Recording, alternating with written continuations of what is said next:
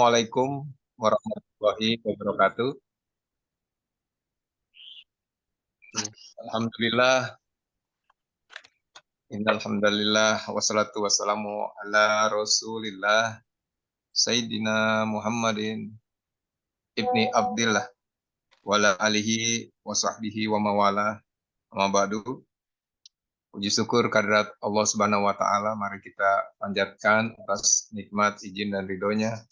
Kita bisa berkumpul kembali dalam kajian Sirah Nabawi yang membahas atau membuka, mempelajari, membaca kitab Hayatus Sahabah karangan Syekh Muhammad Yusuf Al-Kandahlawi. Salawat serta salam juga mari kita sanjungkan kepada penghulu umat, panutan kita semuanya, Nabi Muhammad Sallallahu Alaihi Wasallam, beserta keluarga, sahabat, ulama, tabi'in, dan juga insya Allah pada kita semuanya yang berharap syafaat di hari akhir nanti. Kajian kita pekan lalu sampai ke halaman 306, yang terakhir yaitu bab tentang hak rakyat yang harus dipenuhi oleh pemimpin. Kemudian untuk pekan ini insya Allah kita masuk ke disalahkannya pemimpin yang enggan menemui rakyat. Alhamdulillah telah membersamai kita, guru kita bersama, Kiai Haji Hafiz Abdurrahman, yang akan segera membuka dan juga mengawali kajian kita dengan doa bersama. Pada guru kita semuanya, Kiai Haji Hafiz Abdurrahman, tafadhol masykurah.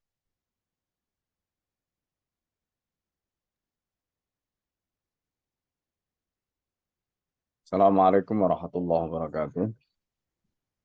Waalaikumsalam warahmatullahi wabarakatuh. Bismillahirrahmanirrahim. Alhamdulillah wassalatu ala Rasulillah wa ala alihi wa sahbihi wa mawalah. La haula wa la quwwata illa billah. Rabbi shrah li sadri wa yassir li amri wahlul 'uqdatam min lisani yafqahu qawli. Allahumma inna a'udzubika an adilla wa dalla zilla wa zalla au adlima au udlama au ajala ayjala alayya. Bapak Ibu sekalian yang dimuliakan oleh Allah Subhanahu wa taala. Alhamdulillah pada pagi hari ini kita bisa berjumpa kembali di dalam kajian sirah, kajian kitab Hayatus Sahabah.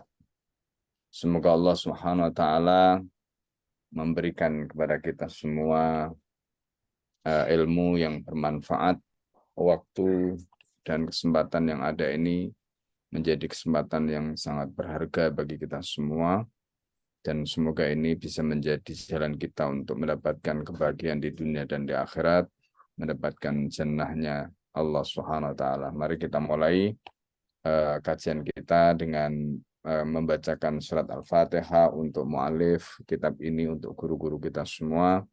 Semoga Allah memberikan ilmu yang bermanfaat bagi kita semua. Ala diniyah wa likulli niyatin salihah. Al-Fatihah. A'udzubillahi minasyaitonir rajim. Bismillahirrahmanirrahim. Iyyaka na'budu wa iyyaka nasta'in. Ihdinas siratal mustaqim.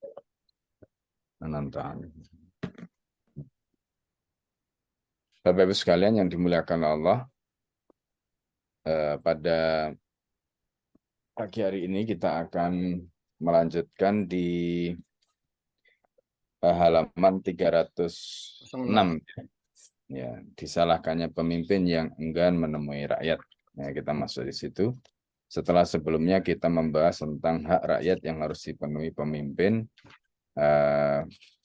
dan bagaimana harusnya pemimpin itu melaksanakan apa yang menjadi kewajiban. Baik, silakan dimulai. Al-Fakir kembalikan kepada Pak Den. Baik, silakan Pak Yana untuk membacakan. Bismillahirrahmanirrahim. disalahkannya pemimpin yang enggan menemui rakyat. Muslim meriwayatkan dari Abu Usman, ia menceritakan, Umar bin Khattab mengirim surat kepada kami ketika kami sedang berada di Azerbaijan sebagai berikut. Wahai Utbah bin Farqad, sesungguhnya harta ini bukan hasil usahamu, ayahmu, ataupun ibumu. Kenyangkanlah kaum muslimin yang kelaparan di kemah mereka dengan makanan dari kemahmu yang bisa mengenyangkan mereka. Hindarilah kemewahan berpakaian seperti orang musyrik ataupun memakai sutra. Ibnu Asakir meriwayatkan dari Urwah bin Ruwaim bahwa suatu ketika Umar bin Khattab sedang melakukan inspeksi, kemudian lewatlah beberapa orang dari Homs. Umar langsung bertanya, bagaimana kabar kepala daerah kalian? Mereka menjawab, ia adalah kepala daerah terbaik, hanya saja ia membangun rumah yang tinggi untuk ditempati. Umar pun menulis kepada kepala daerah yang dimaksud, disertai perintah untuk membakar rumahnya. Kurir membawa surat itu mengumpulkan kayu bakar dan membakar pintu rumah sang kepala daerah. Saat diberitahu soal itu, sang kepala daerah berkata, biarkan saja, sebab itu utusan khalifah. Sesudah itu, si kurir menyerahkan surat Umar kepadanya. Tanpa membaca surat tersebut, sang kepala daerah langsung memacu kudanya untuk menghadap Umar. Begitu melihatnya, Umar memerintahkan, ikut aku ke Hirah. Di sana ada unta untuk sedekah. Di Hirah, Umar memberi instruksi buka pakaianmu. Umar memberi sang kepala daerah pakaian dari kulit unta, lalu memerintahkan pakai baju itu dan beri minuman unta ini. Sang gubernur mulai menimba air dan menimba terus hingga kepayahan. Kemudian Umar bertanya, sejak kapan engkau membangun tingkat atas rumahmu? Sang gubernur menjawab, belum lama Amirul Mukminin. Umar berkata, dan itulah hukuman bagimu, karena engkau membangun rumah yang tinggi untuk menyusahkan banyak orang yang berkepentingan denganmu. Dan engkau memuliakan dirimu atas orang miskin, janda, dan anak yatim. Sekarang kembalilah kepada tugasmu dan jangan ulangi perbuatanmu. Ibnul Mubarak, Ibnu Ruhawayah, dan Musab meriwayatkan dari Attab bin Rifa'ah bahwa Umar bin Khattab mendengar betapa saat telah membangun sebuah istana dan memasang pintu gerbang di depan istananya. Saat berkata bahwa ia telah bebas dari keluhan orang banyak. Kemudian Umar mengutus Muhammad bin Maslamah setiap kali menginginkan agar persoalan berjalan sebagaimana mestinya. Umar mengutus Muhammad bin Maslamah. Ia memberi perintah, datangilah saat dan bakarlah pintu gerbang rumahnya. Muhammad bin Maslamah segera datang ke Kufah. Di depan pintu gerbang istana saat ia mengeluarkan batu api dan menyalakannya untuk membakarnya. Orang segera mencari saat dan memberitahu apa yang terjadi. Mereka juga memberitahu ciri-ciri Muhammad bin Maslamah. Ketika saat menemuinya, Muhammad bin Maslamah berkata, sesungguhnya Amirul Mukminin mendengar dirimu berkata bahwa engkau telah bebas dari keluhan orang banyak.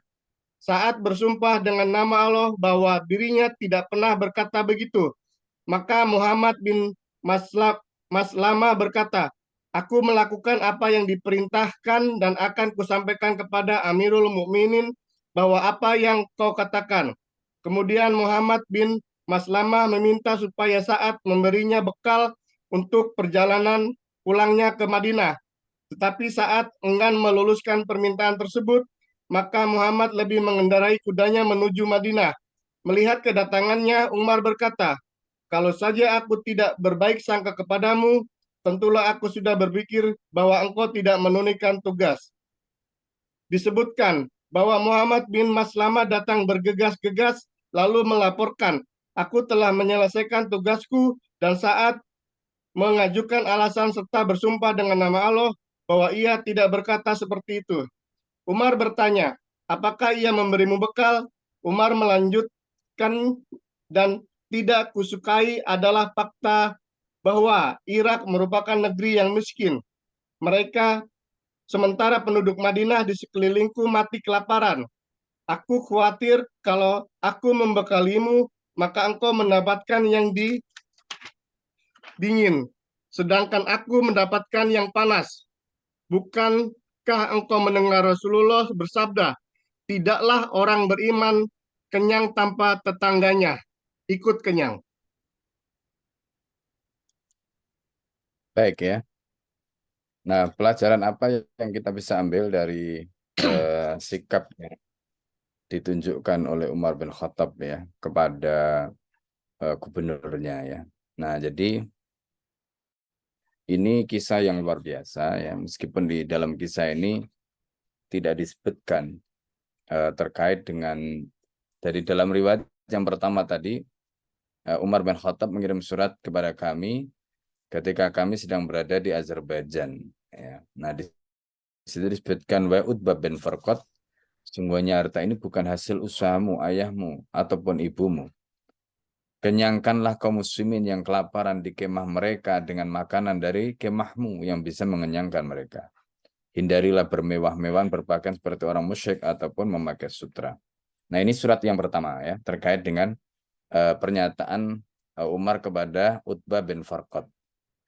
Dalam riwayat yang lain itu disebutkan, jadi ketika Umar melakukan inspeksi, ini cerita tentang peristiwa yang lain. Ini ada laporan dari orang-orang Homs. Homs itu mana? Homs itu adalah wilayah di Suriah. Ya. Homs itu adalah wilayah di Suriah. Nah, ini. Jadi Homs itu saat ini ada makamnya Khalid bin Walid. Nah, itu makamnya ada di Homs, ya. Nah, Umar kemudian, jadi Umar itu kalau ketemu dengan penduduk dari satu wilayah, itu yang ditanyakan bagaimana keadaan kalian, bagaimana kepala daerah kalian gitu ya. Itu selalu tanyakan. Jadi Umar tidak hanya mendapatkan laporan dari kepala daerahnya, tapi Umar itu betul-betul ingin feedback dari siapa, rakyat yang diperintah oleh kepala daerah tadi. Nah, pelajaran yang menarik dari sini ya, kalau kita perhatikan dalam riwayat Ibnu Asyakir tadi, itu ketika rakyat di daerahnya tadi itu mengatakan bahwa kepala daerahnya itu baik, cuma sayang katanya. Nah, itu kan ada catatan.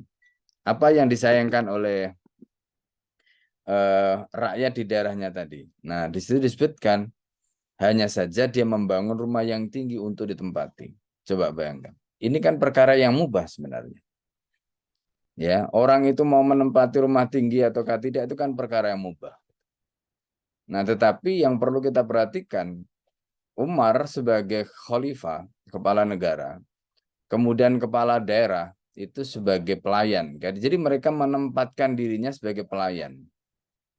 Sebagai pelayan umat, karena dalam ungkapan Arab itu ada ungkapan ya, Sayyidul Qaumi khadimuhum. Sayyidul Qaumi, pemimpin suatu kaum itu khadim, itu pelayan mereka. Coba bayangkan kalau pemimpin itu minta dilayani gitu. Kan kebalik ini. Pemimpin itu justru seharusnya melayani, bukan pemimpin itu pemimpin itu minta dilayani. Nah, ini. Ya. Nah, ini yang harus dipahami gitu. Contoh sederhana, nah ini akhlak yang ditunjukkan oleh Nabi ya. Akhlak yang ditunjukkan oleh Rasulullah. Rasulullah itu sampai barangnya saja dibawakan tuh nggak mau. Nah itu Rasulullah. Coba, orang itu kurang hormatnya apa kepada Nabi? Itu barangnya itu dibawakan nggak mau. Jadi Rasulullah melakukan sendiri.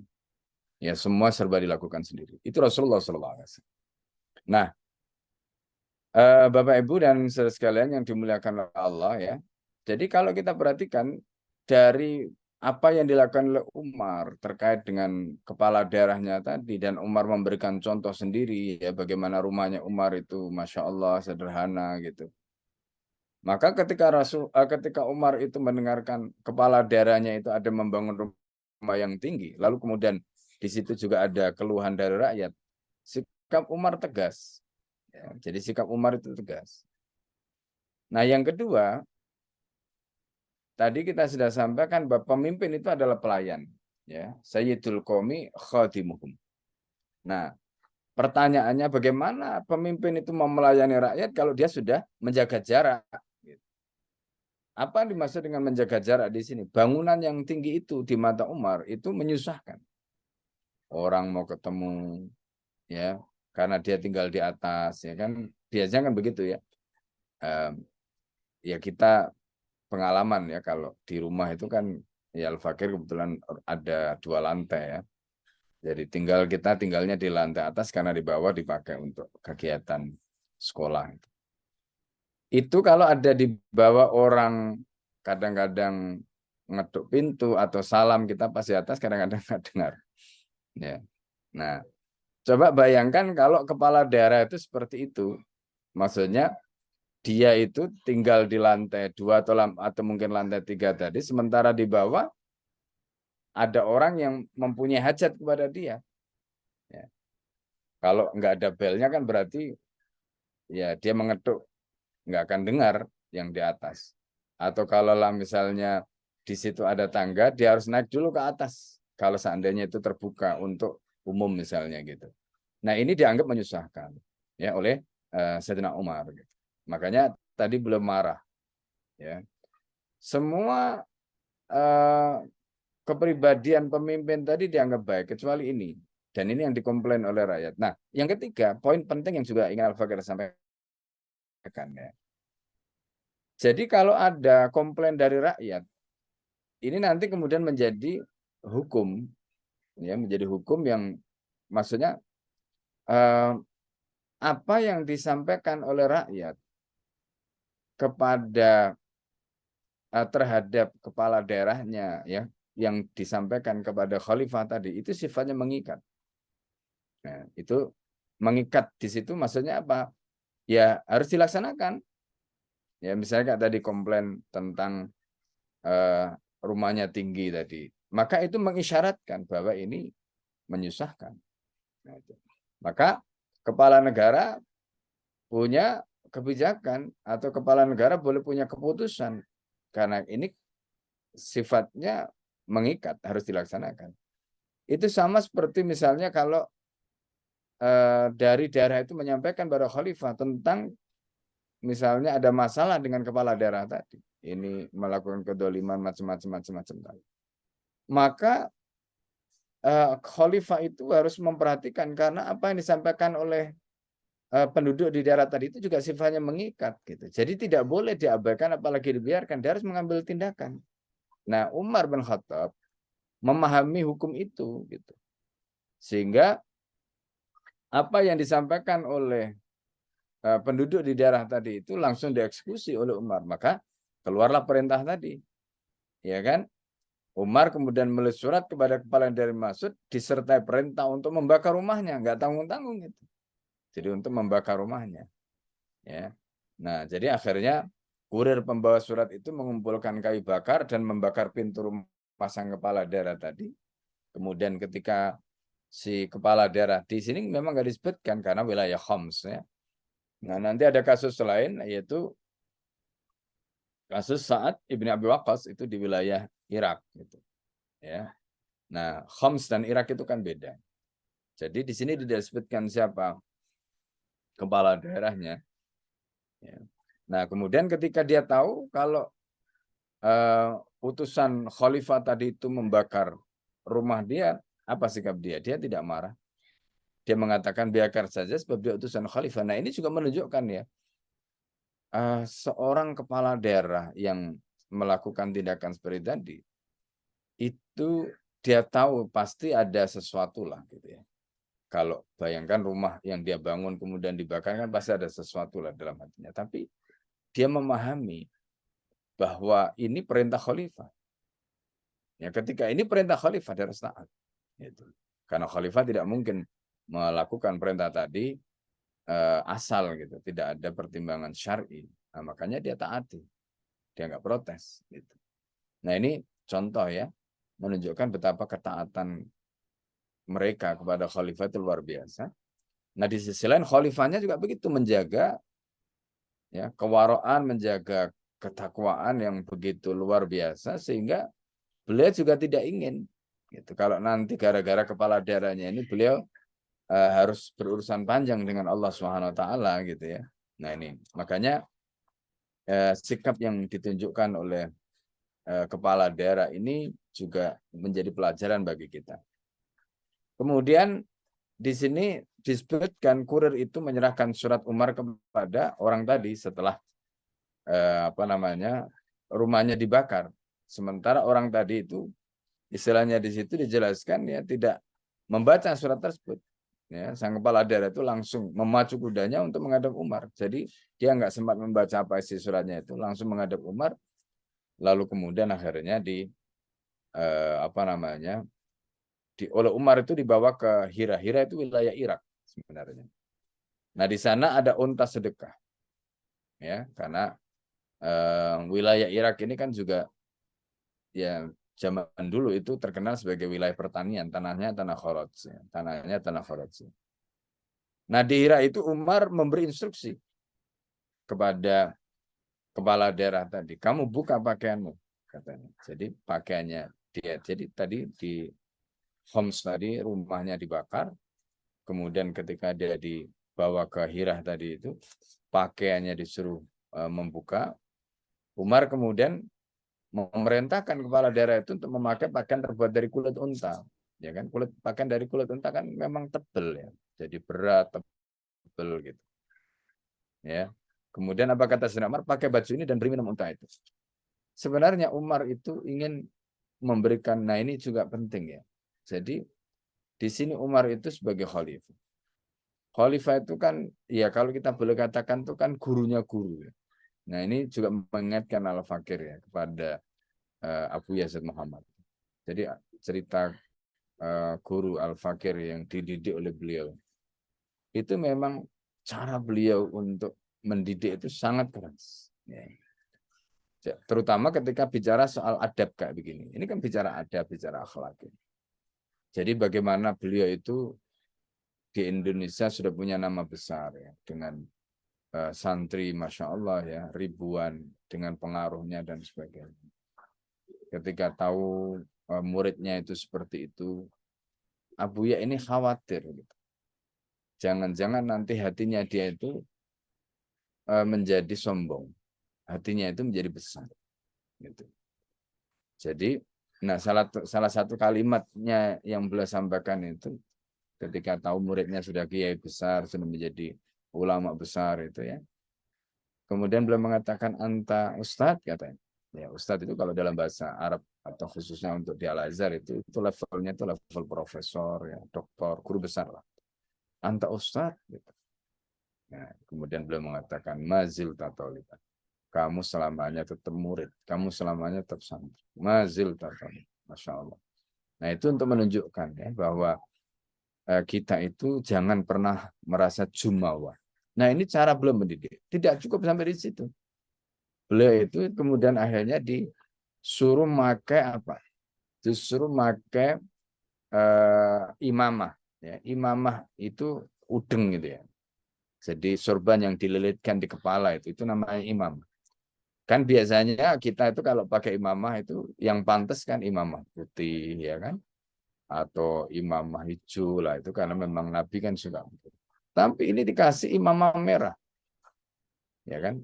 Ya dari sisi kepantasan ya memang ya kurang pantas lah kalau dari sisi itu dipakai oleh kiai dan sebagainya gitu. Tapi beliau itu sebagai pendidik, ya murabbir roh, ya, orang yang mendidik roh para santrinya. Jadi ketika beliau melakukan itu tujuannya adalah untuk menjatuhkan kesombongan tadi yang ada dalam diri santrinya tadi. Nah itu seperti yang dilakukan oleh Umar kepada kepala daerah di Homs tadi. Ya, rumahnya disuruh bakar, kemudian setelah itu dia dibawa ke Hira, di Hira disuruh memakai baju yang terbuat dari kulit unta, kemudian disuruh ngasih minum, ya, ngasih minum unta. Itu tujuannya apa? Supaya kepala daerah. Jadi kepala daerah tadi kan diposisikan sebenarnya apa? Seperti tukang gembala gitu. Padahal dia mungkin di daerahnya itu terhormat karena dia punya jabatan sebagai kepala daerah. Tapi itu cara Umar. Untuk apa? Nah ini. Nah yang pendidikan-pendidikan begini ini sekarang sudah tidak kita temukan lagi.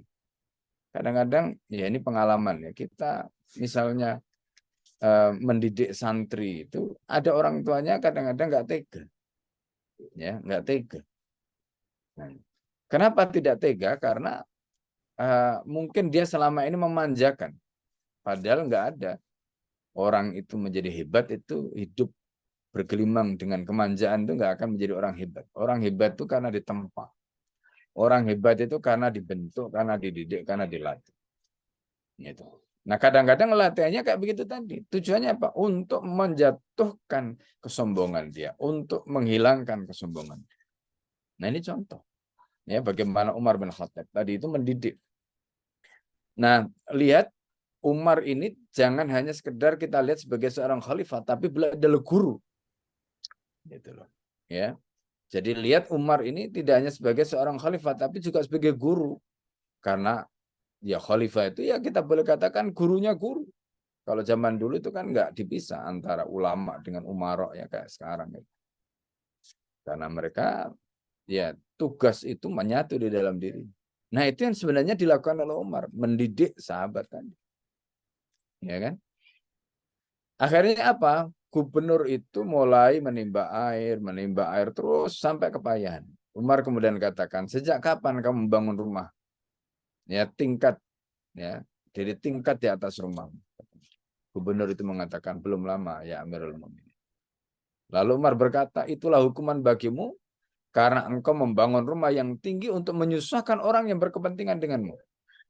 Dan engkau memuliakan dirimu di atas orang miskin. Coba. Nah ini kalimatnya Umar. Engkau memuliakan dirimu di atas orang miskin, janda, dan anak yatim. Ya. Sekarang kembalilah kepada tugasmu dan jangan ulangi perbuatanmu. Jadi ini cara Umar mendidik kepala daerah tadi. Nah ini yang tadi Al-Fakir sampaikan ya. Hal-hal begini ini yang sekarang hilang. Jadi kalau dulu itu kita di pesantren itu kan memang kiai itu benar-benar ya. Nah orang tua itu begitu menyerahkan anaknya ke kiai itu ya sudah nggak pernah protes, nggak pernah ini. Ini kalau sekarang ini setengah-setengah, ya kan? Kebanyakan makanya produk ya pendidikan hari ini itu kalau dibandingkan produk pendidikan zaman dulu itu jauh. Belum lagi nanti kalau misalnya anaknya ya kena hukum entah itu nanti di rotan atau di apa misalnya gitu ya. Nah, kalau misalnya orang tuanya nggak terima itu kan bisa jadi delik itu dilaporkanlah ke ini apa Komnas Perlindungan Anak lah dilaporkan ke ini ke itu. Akhirnya anaknya jadi generasi yang istilahnya kalau sekarang itu generasi strawberry, generasi yang rapuh, mentalnya rapuh. Ya, karena memang kenapa kok anak itu mentalnya rapuh? Tadi karena orang tuanya sendiri.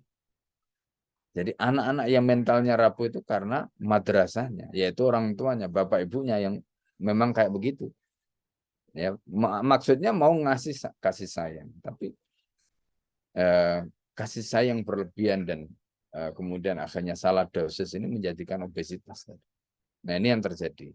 Nah jadi dari kisah Umar ini kita bisa mengambil pelajaran apa? Soal pendidikan. Bagaimana Umar sebagai khalifah sekaligus menjadi pendidik. Umar sebagai khalifah sekaligus menjadi guru. Ya bagi kepala daerahnya tadi. Karena siapa sekarang pertanyaan yang mendidik kepala-kepala daerah tadi kalau bukan Amirul Mukminin, ya kan? Nah, makanya ya kita itu bersyukur sebenarnya kalau kita itu masih punya guru yang memperhatikan kita, mengingatkan kita, nasihati kita. Ya, coba bayangkan kalau kita misalnya sudah berumur gitu ya, nggak ada yang bisa nasihati, nggak punya guru, ya, Masya Allah itu. Nah, tradisi ini yang dijaga oleh para sahabat, ya. Nah, di mana para khalifah tadi itu ya, mereka bukan hanya kepala negara, tapi mereka juga menjadi guru. Gitu. Kalau sekarang ada istilah guru bangsa, nah, ya kan? Nah, ini guru umat. Ya, khalifah ini adalah gurunya umat. Ya. gurunya kepala-kepala daerah. Nah, itu poin penting yang perlu kita pahami. Sebab kalau kita tidak melihat seperti itu, nanti Umar ini ya luar biasa kejamnya gitu. Akhirnya begitu kesimpulannya. Padahal ini caranya Umar untuk mendidik mereka. Ya, ini penting. Kan tindakan itu kan bisa dinilai begini begitu tergantung perspektif. Kalau perspektifnya benar ya benar menilai perbuatan itu. Ya. Nah, kemudian di dalam riwayat yang lain ini disebutkan Ibnu Mubarak, ya Ibnu Rahawayh dan Musaddad meriwayatkan dari Attab Ibnu Rif'ah, Umar bin Khattab mendengar betapa saat telah membangun sebuah istana, memasang pintu gerbang di depan istana. Nah, cuma di sini ini riwayat yang lain ya. Kalau tadi itu riwayat yang pertama tadi tidak disebutkan, ya. Nah, ini adalah riwayat yang lain di mana riwayat ini terkait dengan Sa'ad. Kalau tadi tidak disebutkan, tadi terkait dengan wali Homs, ya. Nah, itu yang jelas bukan Sa'ad, ya, karena Sa'ad pada saat itu posisinya sebagai wali di wilayah Irak. Gitu. Nah, di sini disebutkan, ya. Jadi ketika Umar itu tahu saat seperti itu, maka saat berkata bahwa ia telah bebas dari keluhan orang banyak.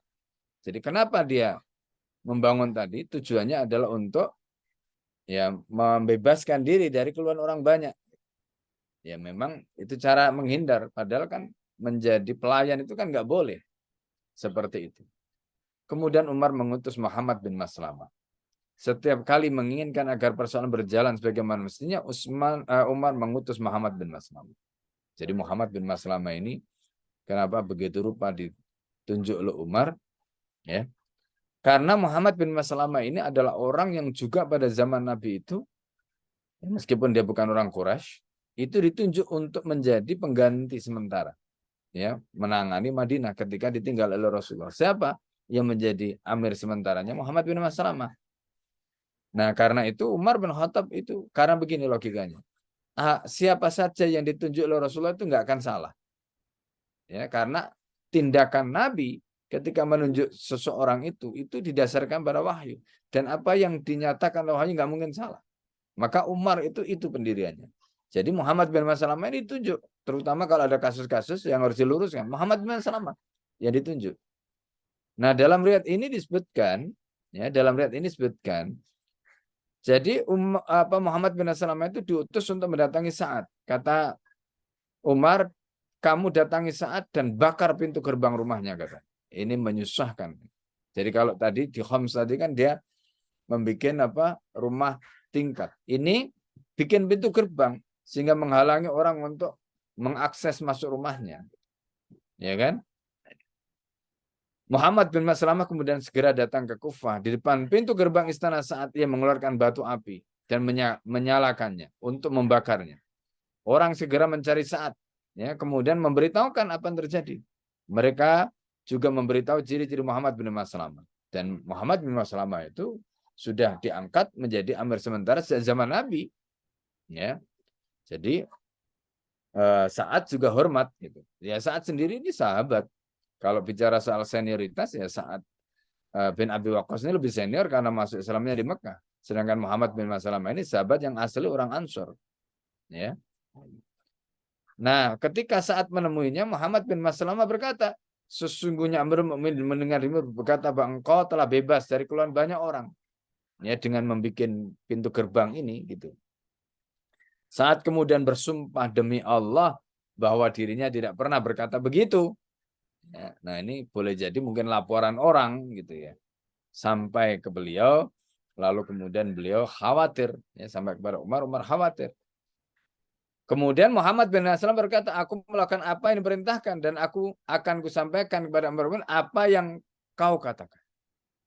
Jadi apa yang didengar oleh Amirul Mukminin tadi itu tidak seperti itu ternyata. Muhammad bin Maslamah meminta supaya saat memberinya bekal untuk perjalanan pulangnya ke Madinah.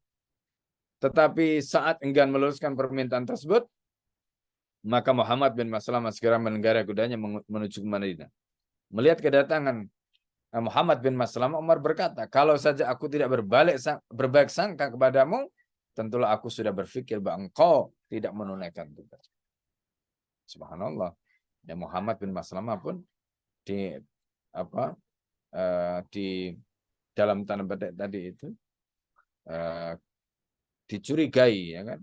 Nah, padahal ya kalau kita lihat Umar ini ya mengutus orang yang tepat, ya, mengutus orang yang kredibel, mengutus orang yang pernah diangkat oleh Rasulullah.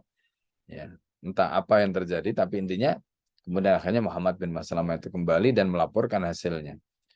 Nah, di situ disebutkan Muhammad bin Maslamah datang, ya, bergegas, lalu melaporkan, aku telah menyelesaikan tugasku, dan saat mengajukan alasan dan bersumpah dengan nama Allah, dia tidak pernah mengatakan seperti yang kau dengar. Ya.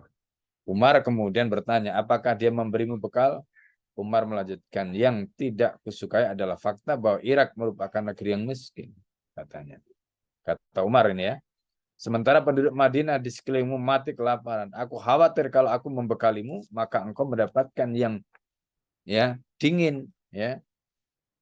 Sedangkan aku mendapatkan yang panas. Bukankah engkau mendengar Rasulullah Shallallahu Alaihi Wasallam bersabda, tidaklah orang beriman kenyang tanpa tetangganya ikut kenyang. Jadi dalam hadis ini disebutkan la yu'minu ahadukum man bata syaba'an wa jaruhu jau'an. Tidaklah beriman salah seorang di antara kalian ketika di malam hari dia melewati malam dalam keadaan kenyang sementara tetangganya tidur dalam keadaan kelaparan. Nah, jadi tindakan dari Sa'ad ibn Abi Waqqas ketika tidak memberikan bekal kepada Muhammad bin Maslamah itu dibenarkan oleh Umar karena memang kondisinya sedang kondisi paceklik. Pada saat yang sama di Madinah juga kondisinya tidak sedang baik-baik saja. Jadi tindakan yang dilakukan oleh Sa'ad yang tidak mau memberikan bekal tadi itu akhirnya tidak direspon ya oleh Amirul Mukminin sebagai satu kesalahan. Justru sebaliknya apa yang dilakukan oleh saat itu ya dianggap normal. Nah, ini juga pelajaran penting ya Bapak Ibu sekalian, ya, bagaimana kita melihat. Jadi begini ya, kita belajar sirah ini yang paling penting itu adalah kita memahami nalar mereka. Kita memahami dialog-dialog ini untuk memahami nalar mereka, cara berpikir mereka. Karena itu ketika menjelaskan sirah ini Al-Fakir lebih banyak syarah dari sisi itu ya. Untuk apa? Karena yang kita butuhkan hari ini itu adalah bagaimana kita memahami nalarnya para sahabat ini. Yang hari ini mungkin sudah jauh ya cara berpikir kita karena memang kita ini hidup di bawah sistem yang bukan Islam. Sehingga nalar-nalar seperti sahabat yang harusnya itu kita miliki ini sudah jauh sekali dari kehidupan kita. Nah, makanya penting riwayat-riwayat ini itu kita kemukakan, kemudian kita berikan penjelasan agar kemudian kita paham kenapa sahabat itu bisa kayak begitu gitu. Sama seperti tadi kisah Umar itu, kalau kita hanya membaca sekilas kemudian tidak ada penjelasan terkait dengan kenapa Umar itu begitu, mungkin kita bisa salah paham sampai sebegitunya Umar itu, betapa kejamnya kan akhirnya begitu nanti. Nah, tapi justru di sini poinnya ya akliyah para sahabat tadi itu penting kita berikan penjelasan supaya kita bisa ambil cara berpikirnya tadi. Oh, ternyata seperti itu berpikirnya para sahabat tadi. Jadi harusnya kita ini mestinya begini. Nah, gitu. Ya, itu mungkin yang bisa Al-Fakir sampaikan. Ya, silakan kalau ada diskusi atau pertanyaan terkait dengan materi tadi. Baik, terima kasih Ustadz atas penjelasannya. Dipersilakan buat rekan-rekan sahabat Siroh yang ingin bertanya terkait dengan materi yang barusan disampaikan. Silakan untuk yang Ikhwan boleh mengangkat tangan ya dan langsung open mic. Dan buat yang Ahwat boleh menuliskan di kolom chat.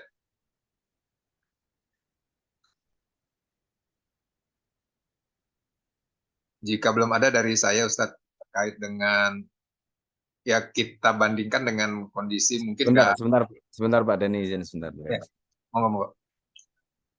Ya.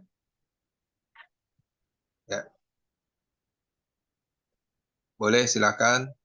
Di sini alhamdulillah rekan-rekan kita sudah bergabung. Ada dari Malang, Ustaz Arianda, Masya Allah. Fi amanillah, hati-hati di jalan. Dari Bandung, dari Jakarta, ya, dari Tangerang Selatan, Bogor tentunya insya Allah, dan juga Bekasi, Bengkulu, ya Alhamdulillah istiqomah Pak Basuri ya.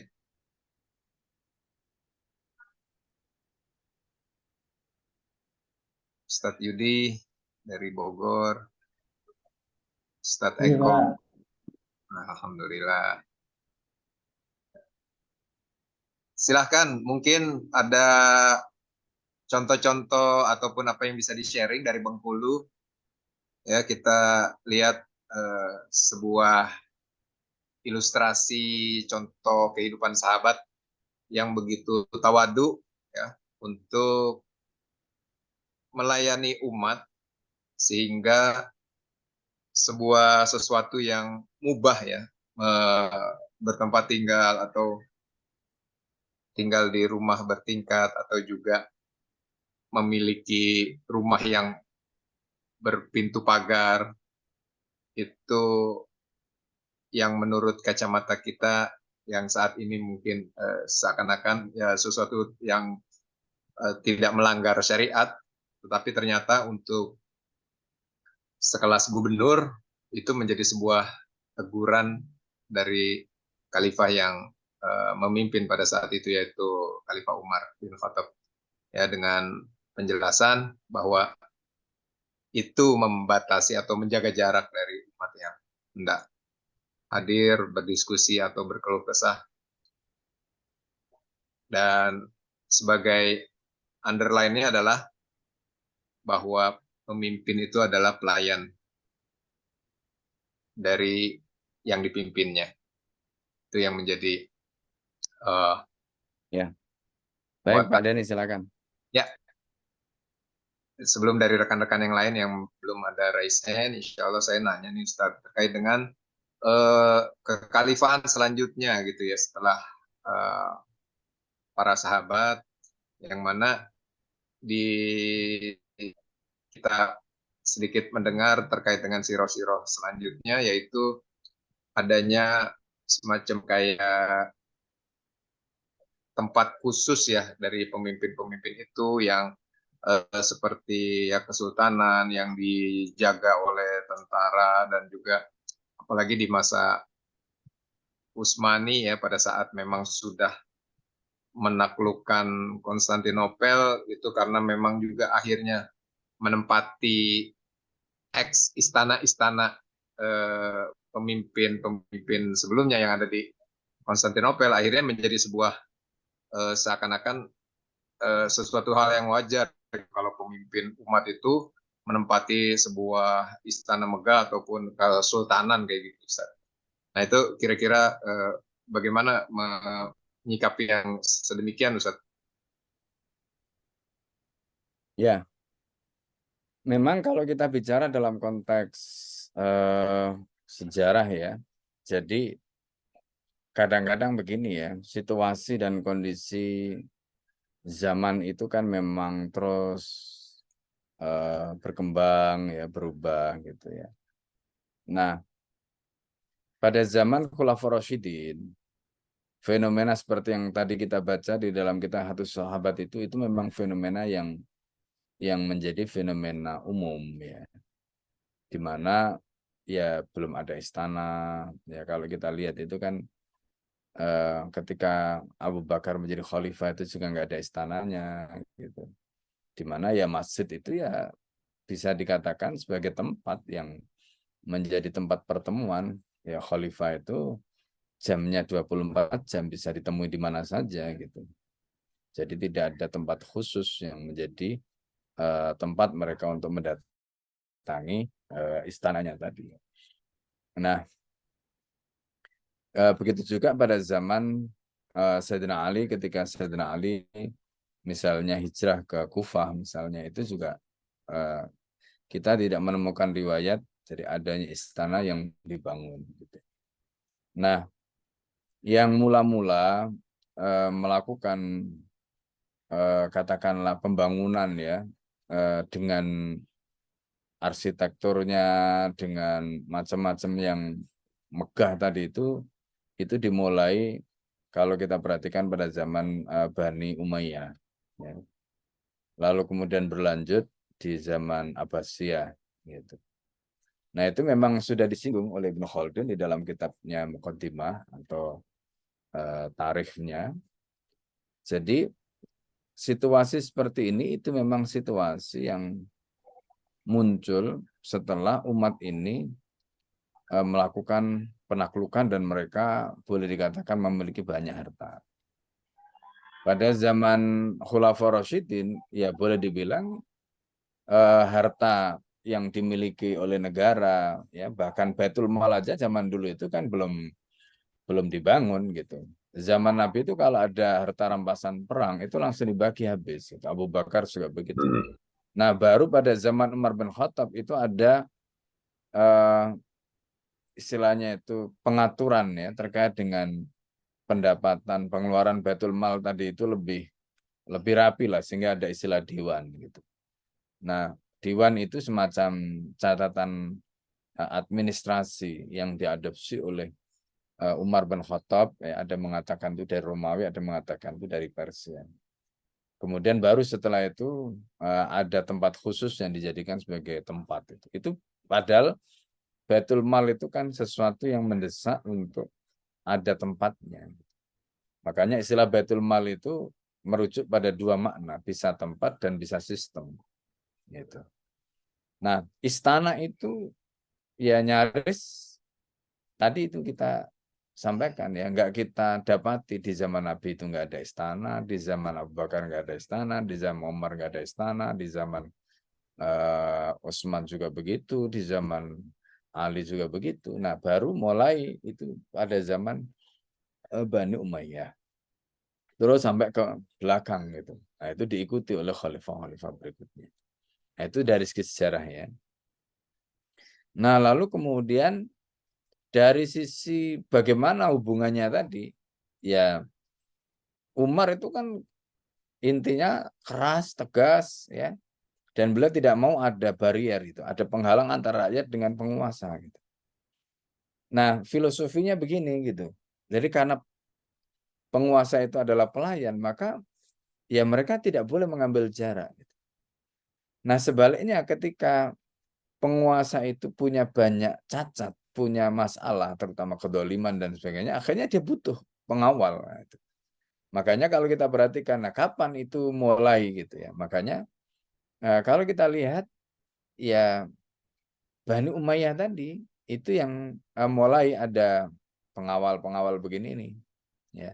Terutama ketika ya kalau kita lihat itu kan ada penguasaan yang sangat kejam yang terkenal di zaman Bani Umayyah itu namanya Hajjaj Ibn Yusuf As-Saqafi itu sangat terkenal gitu. Nah, jadi mulailah kalau bahasanya utusan Romawi ketika menemui Umar itu, kenapa Umar ketika itu bisa tidur dengan begitu enak di bawah pohon kurma, nggak ada siapapun yang mengawal, istilahnya nggak ada pas pampresnya lah gitu kalau sekarang ya, nggak ada ridernya gitu. Kenapa kok bisa begitu? Dia bisa mengambil kesimpulan sendiri. Oh, ini karena Umar adalah orang yang adil. Tapi kalau raja kami nggak akan dia bisa begini. Ya, tidurnya di mana-mana, nggak ada pengawal, nggak akan bisa. Kenapa? Karena dia dolim. Nah, jadi ini filosofi sebenarnya yang bisa dipahami. Jadi kenapa kemudian butuh pengawal, butuh ini, butuh itu? Ya, mulailah di situ. Ketika penguasa sudah ada jarak, ketika penguasa sudah mulai melakukan tindakan yang dolim, ya, terutama kalau kita lihat di zaman Bani Umayyah tadi itu sudah mulai. Dan itu nanti kemudian diluruskan pada zaman Umar bin Abdul Aziz. Nanti perlu dibaca sejarahnya. Atau kalau tidak bisa membaca tulisan Al-Fakir di MU itu yang terkait dengan bagaimana Umar bin Abdul Aziz ketika menjadi khalifah itu banyak meluruskan kedoliman-kedoliman tadi itu. Nah ini awalnya gitu. Kalau kita perhatikan. Kemudian berlanjut zaman Abbasiyah sampai terakhir. Begitu Pak apa namanya Dani ya. Ya, baik, alhamdulillah sangat terjawab. Jadi ada kondisi yang memang ataupun situasi yang memang pada saat itu kira-kira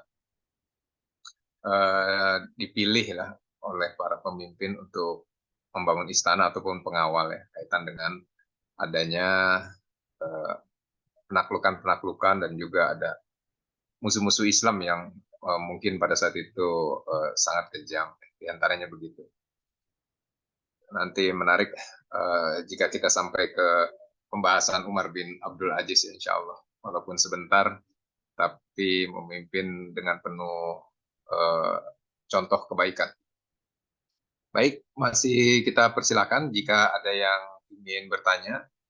Kalau tidak, kita lanjutkan ke materi yang berikutnya, yaitu mencari tahu kondisi rakyat. Saya yang akan membacakan insya Allah. Al-Khatib meriwayatkan dari Abu Salih Al-Ghifari bahwa Umar bin Khattab radhiyallahu anhu pada suatu malam bermaksud merawat seorang nenek buta di luar Madinah. Ia hendak mengobati dan mengurus keperluan perempuan tua itu. Namun, setibanya di sana, Umar mendapati seorang yang telah mendahului dirinya melakukan semua yang hendak dilakukan untuk si nenek buta. Berkali-kali hal ini terjadi hingga akhirnya Umar melakukan pengintaian. Ternyata didapatinya bahwa orang itu adalah Abu Bakar yang saat itu menjadi khalifah. Umar pun berkomentar, ternyata memang engkau. Abu Nuaim dalam Al-Hilyah meriwayatkan dari Al-Auza'i bahwa Umar bin Khattab pernah keluar pada tengah malam yang gelap gulita. Talha pun melihatnya lalu membututinya. Ia melihat Umar pergi ke satu rumah, disusul rumah yang lain. Pagi harinya, Talha menyelidiki rumah tersebut. Ternyata di situ tinggal seorang nenek renta yang buta dan lumpuh. Talha menanyainya, ada perlu apa lelaki itu mendatangimu? Nenek itu menjawab, ia telah merawatku sejak lama. Ia datang membawakan segala keperluanku dan mengurangi kesempitan hidupku. Talha pun menghardik dirinya sendiri. Celakalah engkau, Talha. Apakah engkau memata-matai Umar? Ya, ini kisah ya tentang, pertama di sini kita bisa lihat dari banyak sisi ya. Sisi yang pertama terkait dengan aspek apa namanya empati ya, simpati gitu, atau kepekaan ya. Jadi kalau kita perhatikan di sini bagaimana Abu Bakar kemudian dengan apa kepekaannya beliau betul-betul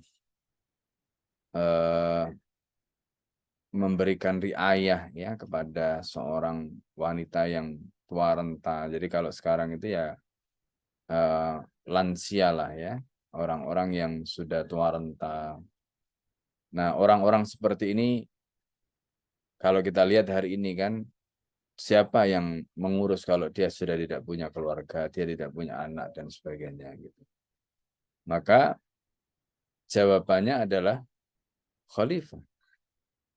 Kata Nabi itu, ana waliyu man la waliyalah. Aku itu adalah wali. Wali di sini adalah orang yang menjadi pelindung, orang yang menjadi pelayan, orang yang menjadi wali dalam arti pengurus, ya, yang ngurusi gitu. Jadi karena itu hadis ini berlaku dalam konteks wilayah. Wilayah itu dalam Islam bukan hanya kewalian dalam hal nasab ya. Jadi misalnya contoh nih ada anak hasil zina gitu. Dia mau nikah gitu. Dia butuh wali. Tapi kan nggak boleh orang tua biologisnya itu menjadi wali karena dia bukan anaknya yang sah gitu. Maka siapa yang berhak menjadi wali? Hadis tadi mengatakan ana waliyuman la waliyalah. Aku kata Nabi adalah wali bagi orang yang tidak punya wali. Nah, karena itu siapa yang boleh menikahkan? Jawabannya adalah khalifah? Jawabannya adalah negara. Ya kalau sekarang itu ya wali hakim ya. Wali hakim itu ya KUA itu. Nah, ini posisinya di situ. Boleh jadi wali hakim dalam kondisi seperti sekarang itu boleh karena menjalankan hadis Nabi tadi itu. Ana waliyuman la waliyalah. Itu kaitannya dengan wilayah terkait dengan nasab tadi. Nah, kemudian yang kedua itu adalah wilayah terkait dengan harta. Jadi misalnya seperti orang tua tadi. Orang tua tadi itu kan dia tidak punya harta, tidak punya makanan, tidak punya sesuatu yang dia bisa gunakan untuk menafkahi dirinya. Lalu siapa menjadi wali hartanya? Wali yang akan mengurusi, ya. Kalau dia punya harta yang akan mengurusi hartanya, kalau dia nggak punya harta yang akan mengusahakan dia punya harta itu siapa? Nah, disinilah hadis Nabi tadi juga berlaku. Ana waliyuman la waliyalah. Aku adalah wali bagi siapa yang tidak punya wali, termasuk dalam hal ini adalah ngurusi orang tadi gitu. Jadi hadis itu bukan hanya berlaku untuk wali dalam pengertian wali nikah, tapi juga wali yang terkait dengan harta. Nah, itu yang sebenarnya dilakukan oleh Abu Bakar, kemudian Umar, ya, melanjutkan apa yang dilakukan oleh Abu Bakar. Ini pemahaman mereka. Nah, ini yang tadi Al-Fakir sebut sebagai akliyah, ya, cara berpikir mereka itu begitu gitu. Nah, kemudian yang kedua kalau kita lihat ya, bagaimana Abu Bakar melakukan itu dengan diam-diam gitu.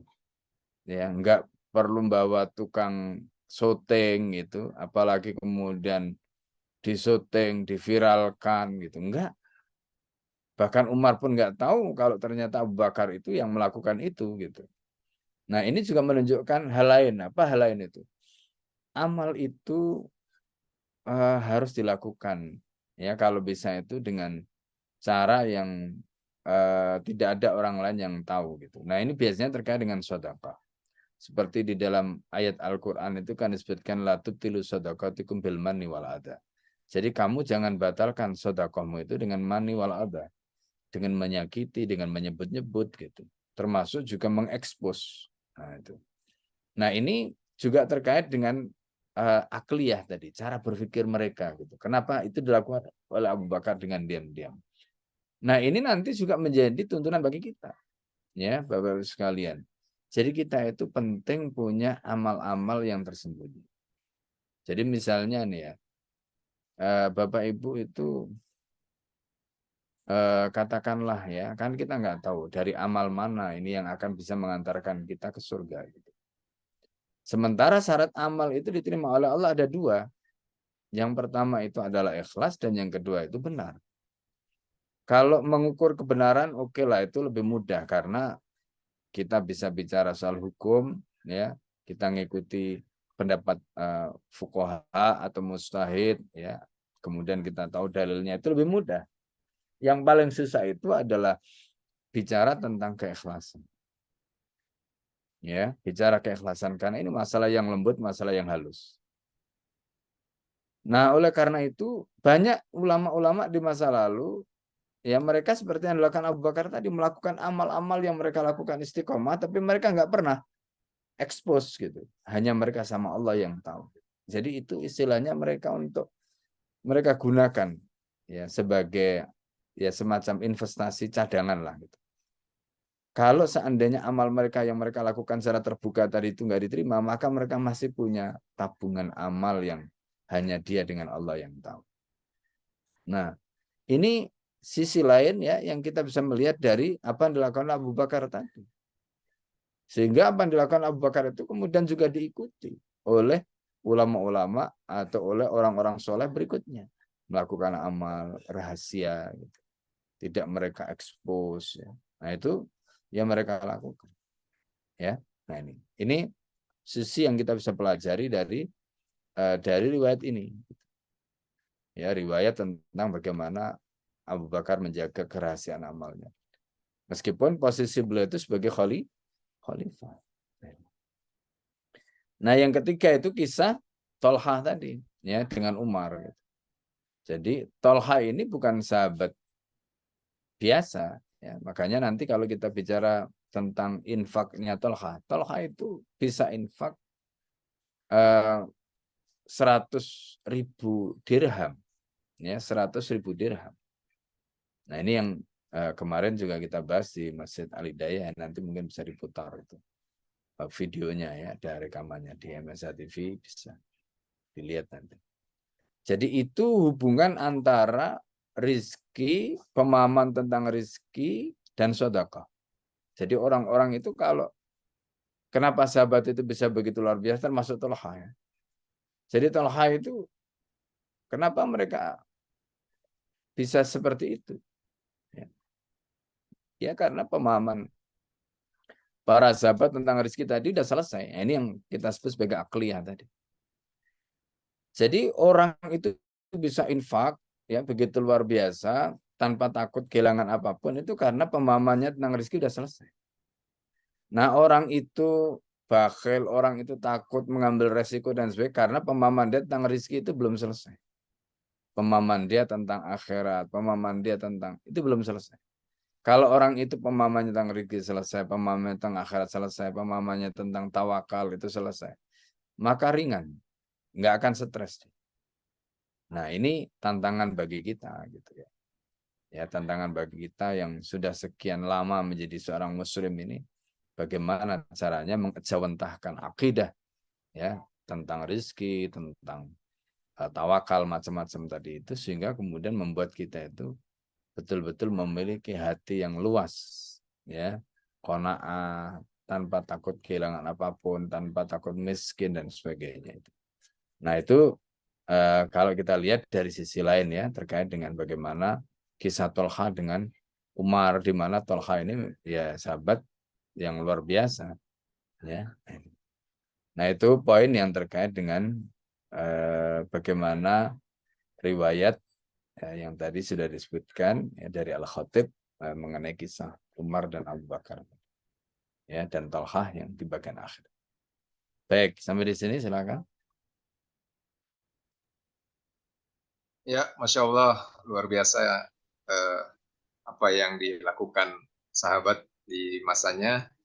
Dipersilakan buat rekan-rekan sahabat Sirah yang ingin bertanya dan atau mungkin juga menambahkan wawasan kita terkait dengan cerita yang tadi, yaitu mencari tahu kondisi rakyat di mana melakukan amalan sembunyi-sembunyi, yaitu yang malah yang dilakukan oleh para pemimpin umat masa itu. Ya.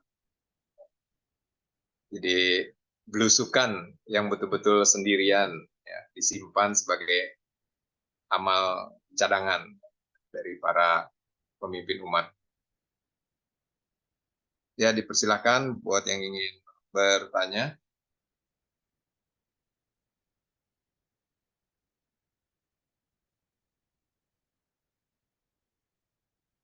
Kalau tidak, kita terkait dengan yang kebalikan ya, yang mungkin pemimpin-pemimpin di masa sekarang, di mana justru yang seperti itu diviralkan. Nah, berarti apakah memang amalannya tertolak atau bagaimana? Jadi kondisi yang demikian gitu, atau ini juga bisa jadi menjadi sebuah nasihat buat kita semua gitu ya. Siapa tahu di antara kita nanti akan bisa menjadi pemimpin di lingkungan terkecilnya ya, yang dipilih di masing-masing yang dia pimpin dengan bagaimana nanti nasihat terbaiknya, Ustaz.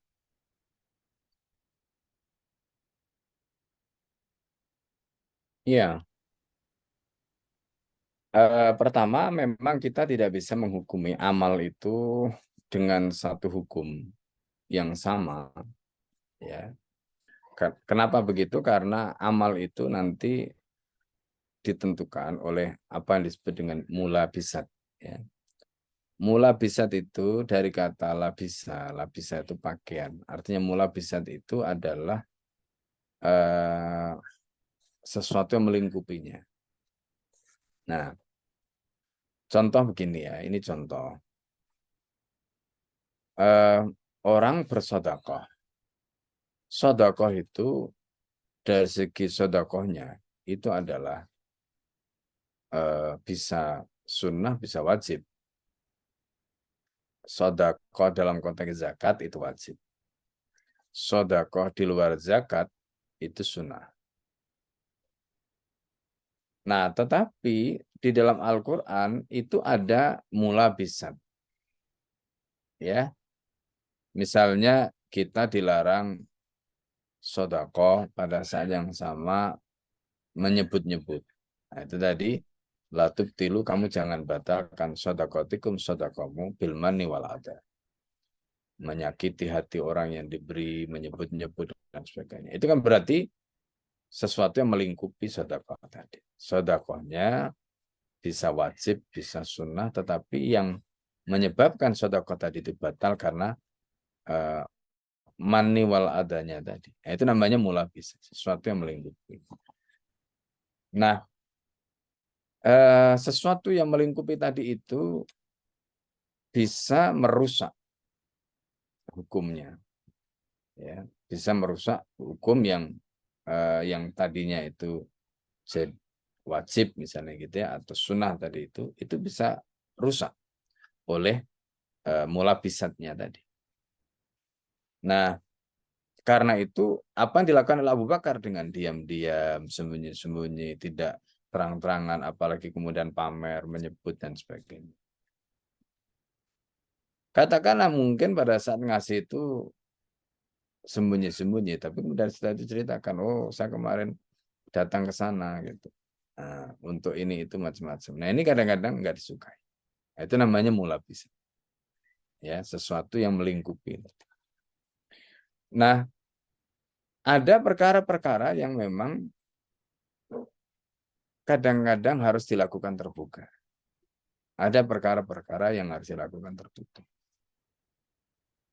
Misalnya di dalam konteks sedekah tadi itu ada perintah khud min amwalim sedekah. Kamu ambil dari harta mereka sedekah. Nah, yang dimaksud mengambil dari harta mereka untuk sedekah tadi itu kan berarti ada perintah tegas, ya. Kemudian bahkan di situ kalau kita baca dalam hadisnya ada hukuman bagi mereka yang mani'uz zakat, menolak bayar zakat. Karena ada perintah khud tadi. Nah, ketika ini diperintahkan, kemudian perintah tadi itu dijalankan sebagai satu kewajiban. Kalau misalnya dilakukan secara terbuka, maka perintah ini apakah bisa dimasukkan dalam kategori riya? Ya tentu tidak, karena ini konteksnya dengan apa? Kewajiban yang sifatnya terbuka. Kemudian diperintahkannya secara terbuka. Gitu. Sehingga orang itu bisa melihat. Makanya kan kalau kita bayangkan ya, zaman Umar itu, Umar kan sempat dikomplain karena ketika bicara soal pembagian ghanimah. Ghanimah ini kan milik kaum muslimin. Pada saat pembagian itu sudah dilakukan terbuka. Tapi yang menjadi pertanyaan itu kenapa yang lain jatahnya tidak cukup. Sementara jatah Umar itu kok bisa cukup. Ya. Kain yang didapatkan Umar kok cukup, padahal Umar ini tubuhnya gede besar. Gede, tinggi, gitu, besar. Gitu. Nah, ini kan contoh ya. Jadi ghanimah tadi disampaikan secara terbuka, dibagi secara terbuka, tapi giliran sudah jadi pakaian dipersoalkan. Ada yang mengkritik tadi. Lalu disitulah kemudian Umar menjelaskan bahwa ini sebenarnya bukan hanya bagianku sendiri, tapi di situ ada bagiannya Abdullah yang kemudian diberikan pada Umar sehingga cukup. Jadi kalau dipakai Umar sendiri ya pasti nggak akan cukup. Ya, kalau jadi akhirnya bagiannya Abdullah diberikan pada Umar sehingga dua bagian digabung menjadi satu sehingga cukup. Nah, penjelasan seperti ini itu juga penting. Untuk apa? Untuk menghindari syubhat tadi. Nah, ini hal-hal yang tadi kita sebutkan kadang-kadang dibutuhkan keterbukaan. Ya, karena ini menyangkut soal apa? Harta kaum muslimin. Itu dibutuhkan keterbukaan. Meskipun ya di sisi lain ada perkara yang harus kita sembunyikan karena Nah, kalau dalam bahasa Nabi itu kan disebut ya. Jadi walikulli nikmatin maksudun. Jadi setiap nikmat itu pasti dihasati. Ya. Orang itu ketika dia dapat nikmat, lalu kemudian nikmat itu diekspos, ya, pasti orang lain akan hasad terhadap nikmat itu. Maka kalau misalnya kita, kata para ulama itu, kalau nggak ada orang hasad padamu, kamu jangan senang dulu. Ya, karena kalau tidak ada orang yang hasad kepadamu, itu berarti kamu itu orang yang rugi. Kenapa? Karena orang yang paling sedikit nikmatnya.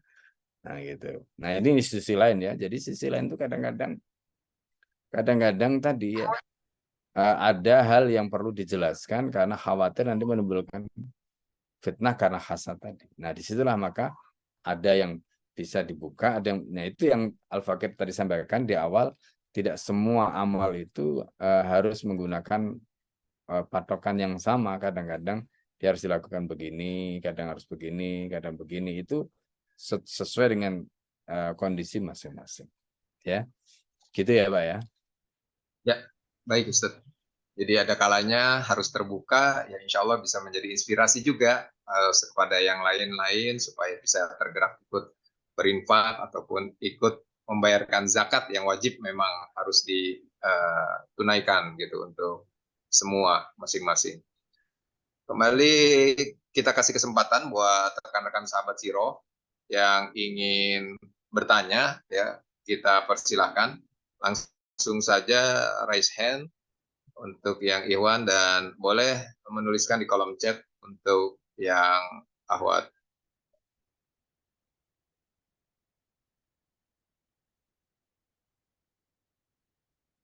Jika belum ada, kita lanjutkan.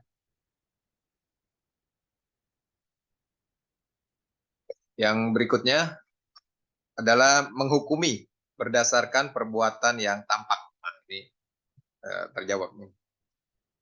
Abdur Razak meriwayatkan dari Abdullah bin Utbah bin Mas'ud.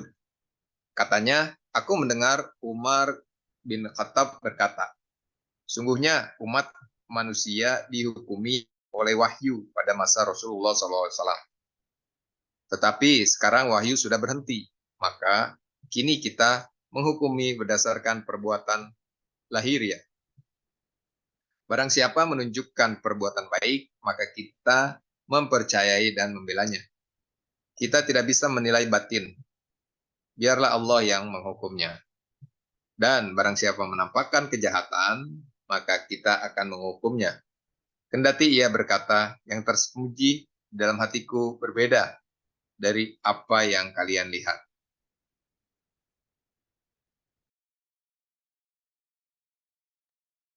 Jadi ini sisi lain ya yang harus kita perhatikan. Ada hadis Nabi yang sangat terkenal, nahnu qaumun nahkum bidzawahir wallahu ya'lamu sarair.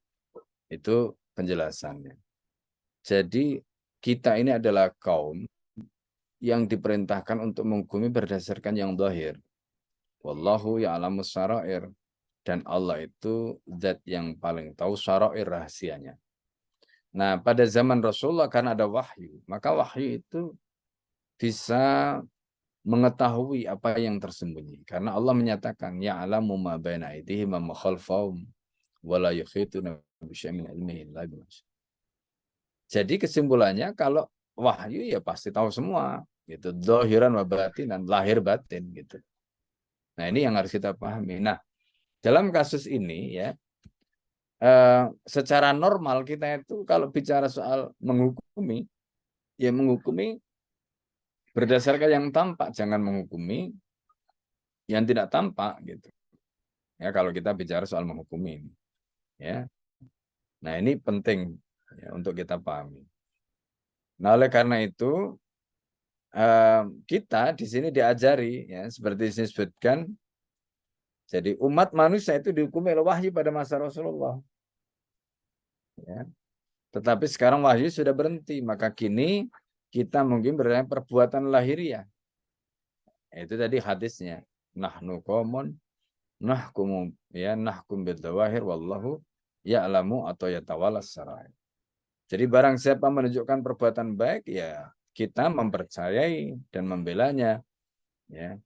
kita tidak bisa menilai batinnya, biarlah Allah yang menghukuminya gitu. Jadi karena urusan hati itu urusan Allah gitu. Nah, disitulah maka ada hadis yang lain yang mengajarkan kita iyyakum wadzan fa inadh dhanna min akdabil hadis. Kalian itu harus hati-hati dengan prasangka karena prasangka itu merupakan akdabil hadis ya, bisikan atau hadis yang paling dusta gitu ya. Nah, jadi kalau kita lihat ya ini seperti ya yang hari-hari ini yang ramai ya dalam kasus koalisi perubahan itu kan ya kita lihat setelah rentetan peristiwa, setelah rentetan penjelasan ya, klarifikasi dan sebagainya itu hanya kita kesimpulan oh ini ujungnya karena don ya karena prasangka gitu. Jadi di mana proses tabayun yang harusnya dilakukan itu sudah ditutup semua sehingga kemudian setelah itu mengeluarkan statement pernyataan pers lalu kemudian dengan emosional menyatakan keluar dari koalisi dan sebagainya tadi ujungnya apa don tadi. Nah makanya Rasulullah mengingatkan ya fa inna dhanna min akdabil hadis, prasangka itu merupakan don yang paling prasangka itu merupakan bisikan yang paling dusta. Itu makanya hati-hati dengan prasangka. Ya. Nah, ini penting. Jadi intinya kita hanya menghukumi berdasarkan yang zahir. Yang zahir itu yang kita pakai sebagai acuan. Jadi kalau nanti kita ditanya oleh Allah, kenapa kamu begini kepada si fulan? Ya, saya tahu si fulan itu secara zahir yang saya tahu selama ini baik. Nah, gitu. Ya. Nah, jadi ini contoh ya. Jadi bahwa kita itu ya harus menghukumi berdasarkan yang dohir saja, jadi tidak menghukumi berdasarkan yang batin. Nah, itu poinnya ya, terkait dengan bagaimana kita mengambil keputusan. Ya, silakan. Ya, baik. Untuk poin ini, sekali lagi kami persilahkan bagi ada yang ingin bertanya ataupun menambahkan wawasan berdiskusi kita.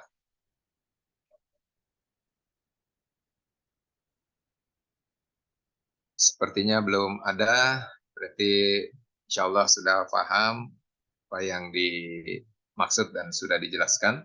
Kita lanjut ini ke poin terakhir mungkin di pembahasan kita pekan hari ini, yaitu kepedulian pada rakyat yang terkena musibah. Ibnu Asakir meriwayatkan dari Tariq bin Syihab dari Abu Musa bahwa Amirul Mukminin Umar radhiyallahu anhu mengirim surat kepada Abu Ubaidah bin Al-Jarrah radhiyallahu anhu karena mendengar adanya wabah penyakit yang melanda rakyat Syam. Bunyi suratnya sebagai berikut.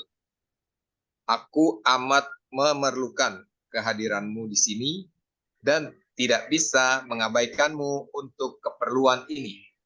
Jika suratku ini sampai kepadamu pada waktu malam, aku bersumpah agar kudamu kau pacu sehingga engkau bisa bertemu denganku esok paginya. Jika suratku ini sampai kepadamu pada waktu siang, aku bersumpah agar kudamu kau pacu sehingga engkau bisa bertemu denganku esok petangnya. Abu Ubaidah radhiyallahu anhu berkomentar, aku sudah paham maksud Amirul Mukminin kali ini. Sungguhnya ia ingin agar seorang terus hidup, padahal orang itu tidak akan hidup terus. Maka Abu Ubaidah membalas surat tersebut. Aku sedang berada di tengah tentara muslimin, maka aku tidak akan mementingkan diriku sendiri dan meninggalkan mereka. Aku sudah paham apa keperluanmu. Engkau ingin agar seorang terus hidup, padahal orang itu tidak akan hidup terus. Maka selepas kau terima suratku ini, bebaskanlah aku dari sumpahmu dan izinkanlah aku tetap di sini. Setelah membaca surat Abu Ubaidah ini, Umar langsung terurai air mata. Sehingga segenap hadirin bertanya, apakah Abu Ubaidah telah wafat? Umar menjawab, tidak, tetapi ia seperti telah tiada. Sekali lagi Umar mengirim surat kepada Abu Ubaidah dengan nada mendesak. Sungguhnya Yordania adalah negeri wabah, sedangkan Jabiah adalah negeri yang bersih. Maka bawalah kaum muslimin mengungsi ke Jabiah. Membaca surat ini, Abu Ubaidah berkomentar, kali ini kami akan mendengar dan mematuhi perintah Amirul Mukminin. Abu Musa melanjutkan kisahnya. Abu Ubaidah memerintahkanku supaya pergi dan mengungsikan orang ke tempat yang ditentukan. Namun, istriku sudah terjangkit wabah. Sehingga aku mendatangi Abu Ubaidah dan menceritakan situasinya. Maka Abu Ubaidah berangkat sendiri untuk mengungsikan orang ke tempat persinggahan. Pada akhirnya Abu Ubaidah juga tertular wabah dan nyawanya tidak terselamatkan. Setelah itu wabah pun berangsur mereda. Abdul Muwajjih mengatakan, diyakini bahwa Abu Ubaidah termasuk dalam 36.000 orang yang meninggal akibat wabah taun itu. Dan hanya 6.000 orang yang bertahan hidup. Demikian, Ustaz. Ya, baik ya. Jadi ini adalah peristiwa yang luar biasa ya, menggambarkan banyak epik ya, sejarah, kemudian bagaimana sikap pemimpin ya. Jadi dari riwayat ini kita bisa melihat ya tentang peristiwa bagaimana Abu Ubaidah Al-Jarrah. Jadi setting peristiwa ini adalah terkait dengan wabah yang waktu itu menimpa Amawas ya namanya, sehingga jadi Amawas itu adalah wilayah yang masuk wilayah Palestina hari ini. Jadi kalau tadi disebutkan Yordania ya karena Syam itu dulu kan 3 wilayah ya. Jadi ada Yordania, ada Palestina, ada Lebanon, dan ada Suriah, itu wilayah Syam, 4 itu. Gitu. Nah, zaman itu belum terpecah seperti sekarang ya. Nah, Amawas itu hari ini masuk wilayah Palestina. Nah, di Amawas ini memang sedang terjadi wabah hebat, ya, taun atau apalah namanya gitu ya. Nah, di situ sahabat yang bernama Abu Ubaidah Al-Jarrah ini menjadi pemimpin yang ditugaskan. Kalau kita lihat sejak zaman Abu Bakar sampai Umar, ya karena beliau wafat di zaman Umar menjadi khalifah. Nah, di dalam surat-surat tadi itu menggambarkan tentang kecerdasan, menggambarkan tentang respek, menggambarkan tentang tanggung jawab, ya kalau kita perhatikan. Jadi Umar itu sudah mendengar ada wabah. Lalu Umar meminta kepada Abu Ubaidah Al-Jarrah ya dengan suratnya tadi itu dengan sumpah memacu kudanya ya segera dan sebagainya. Pertanyaannya, ini tadi kita bicara tentang kecerdasan, cara membaca surat Amirul Mukminin. Jadi surat Umar yang menceritakan tentang sumpahnya, kemudian minta Abu Ubaidah Al-Jarrah untuk memacu kudanya, itu kan berarti menunjukkan bahwa Abu Ubaidah itu harus segera meninggalkan tempat. Ya, nah ini yang tadi kita sebutkan, ini menunjukkan kecerdasan. Abu Ubaidah memahami itu, menangkap isi pesan yang dimaksud oleh Amirul Mukminin, di mana beliau itu menginginkan agar kebaikan itu ada pada Abu Ubaidah, bukan sebaliknya. Ya, karena itu perintahnya untuk segera. Ibaratnya Umar bin Khattab itu ngeman gitu. Sayang kepada siapa? Abu Ubaidah Al-Jarrah. Bahkan nanti ketika Umar bin Khattab mau meninggal itu, beliau mengatakan kalau seandainya Abu Ubaidah Al-Jarrah itu masih hidup, maka Abu Ubaidah lah orang yang akan aku tunjuk untuk menggantikanku. Gitu. Kira-kira seperti itu. Jadi kalau ditanya kenapa? Karena Rasulullah pernah mengatakan Abu Ubaidah itu adalah aminun fil ardi, orang yang paling amanah di kolong bumi ini, wa aminun fis sama, dan orang yang paling amanah ya fis sama di mata para penghuni langit. Coba di mata para penghuni langit disebut amanah, di kolong bumi pun menjadi orang yang paling amanah. Itu pernyataan Nabi ya untuk Abu Ubaidah al-Jarrah ini. Makanya Umar itu luar biasa sayang gitu.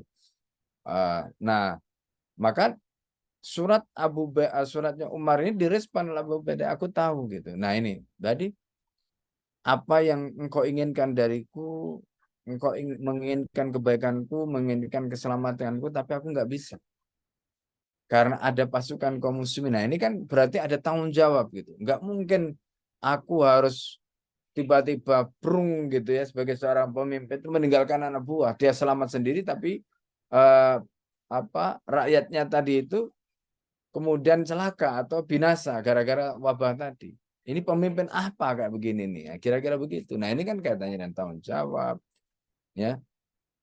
Akhirnya ketika Abu Ubaidah itu menulis surat seperti itu kepada Umar, ya, yang Umar tadi tulis berangkat dari rasa sayang itu, akhirnya Umar itu nangis, gitu. Nangis, gitu. Ya. Wah, kalau kayak gini, kira-kira begitu ya, kalau kayak gini bisa Abu Ubaidah. Jadi kan itu kalau Ta'un kan begitu kan surat perintahnya Nabi itu kalau kamu ketemu wabah Ta'un itu larilah seperti bertemu dengan singa, ya kan? Disuruh cepat. Jadi Umar itu memahami itu. Abu Ubaidah memahami itu, tapi Abu Ubaidah itu tidak pengen lari di mana di belakangnya itu banyak kaum muslimin yang harus diurus gitu. Kalau beliau itu katakanlah begitu Umar tadi memang betul bisa saja selamat, itu nggak kena terjangkit wabah tadi. Tapi terus bagaimana dengan orang di belakangnya tadi? Nah ini luar biasa sikap amanahnya ya. Ini kan berangkat dari amanah. Ya. Nah, jadi Umar itu nangis ketika membaca suratnya Abu Ubaidah tadi karena orang yang sangat disayangi, orang yang pengen diselamatkan itu ternyata nggak mau. Makanya ketika Umar membaca suratnya nangis itu para sahabat itu bertanya, ada apa dengan Umar? Apakah dia sudah meninggal? Dijawab sama Umar, enggak, ya. Jadi dia itu masih ada gitu, tapi ya, seperti telah tiada. Gitu. Ya, kenapa? Karena tadi itu, karena keberadaannya di tempat itu membahayakan dirinya karena wabah ini ganas sekali. Nah, tadi kan disebutkan yang meninggal ya dari wabah itu 36.000 orang. 36.000 pada zaman itu bukan angka yang sedikit. Ya. Nah ini kisah tentang bagaimana Umar dengan Abu Ubaidah tadi. Nah dalam riwayat yang lain itu disebutkan akhirnya surat baru lagi dikirim oleh Umar gitu. Kamu bawalah gitu ke Jabiyah itu kawasan yang aman gitu. Jadi nah ini kan yang selalu kita sampaikan dulu waktu pandemi ya. Jadi kalau kamu itu berada di wilayah yang di situ ada taun, kalau kamu berada di situ kamu jangan keluar. Itu hadis dari hadis yang disampaikan oleh Abdurrahman bin Auf. Kalau kamu sudah berada di situ, kamu jangan keluar. Kalau kamu di luar, jangan masuk. Nah, gitu. Ya. Nah, jadi kalau di luar jangan masuk, kalau di dalam jangan keluar. Supaya apa? Ini nggak menular, gitu. Nah, ini namanya karantina kan sebenarnya itu. Jadi karantina itu kan seperti itu. Nah, apa yang dilakukan oleh Abu Ubaidah ini? Tadi itu ada daerah Jabiyah. Daerah Jabiyah itu adalah daerah aman ya dari wabah tadi itu. Jadi yang ada di sini ini yang masih sehat-sehat itu dibawa ke sana supaya nggak tertular gitu. Nah, ketika di situ ada kisah tentang bagaimana siapa tadi itu Abu Darda ya kalau tidak salah tadi ya, yang pengen di situ disebutkan Abu Musa melanjutkan kisahnya, Abu Ubaidah itu merintahkanku supaya pergi dan mengungsikan orang ke tempat yang ditentukan, namun istriku, ya, istrinya Abu Musa al-Asy'ari sudah terjangkit wabah. Sehingga aku mendatangkan Abu Ubaidah dan menceritakan situasinya. Maka Abu Ubaidah berangkat sendiri untuk mengungsikan orang ke tempat persinggahan. Jadi Abu Ubaidah itu kemudian berangkat sendiri mengungsikan orang-orang tadi itu ke tempat persinggahan tadi, ke Jabiah tadi. Tapi dari situlah kemudian akhirnya tertular kan beliau, terkena ya karena sudah nyebar wabahnya tadi itu, jadi nggak ketahuan mana yang apa namanya, mana yang istilahnya itu steril, mana yang tidak, ya kan nggak kelihatan. Akhirnya mengungsi ke Jabiah dan ternyata Abu Ubaidah sudah terjangkit ya wabah sampai akhirnya kemudian belum meninggal. Dalam riwayat yang lain itu dialognya begini, ketika Abu Ubaidah itu tidak mau, Abu Ubaidah mengatakan anafiru min qadarillah qadarillah gitu. Apakah kita itu akan melarikan diri dari takdirnya Allah? Ya.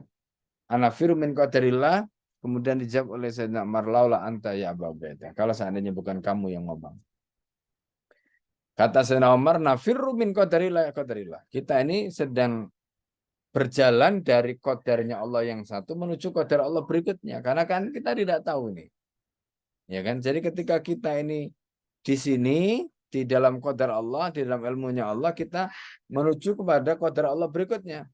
Ya kan? Itu sama-sama di dalam qadar Allah. Nah, ini kalimat yang disampaikan oleh Umar kepada Abu Ubaidah.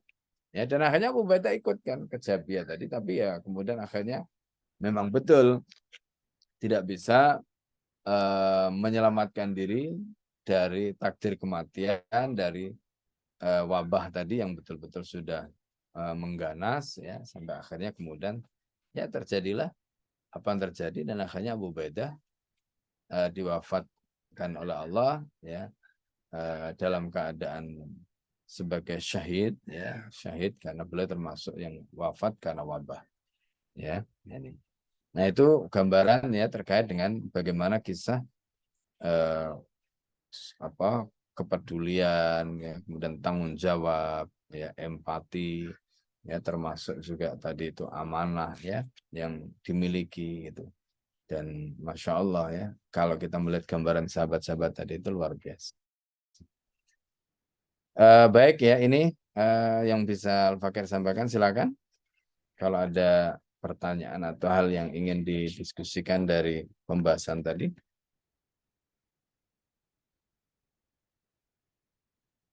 Baik, terima kasih pesannya Ustadz.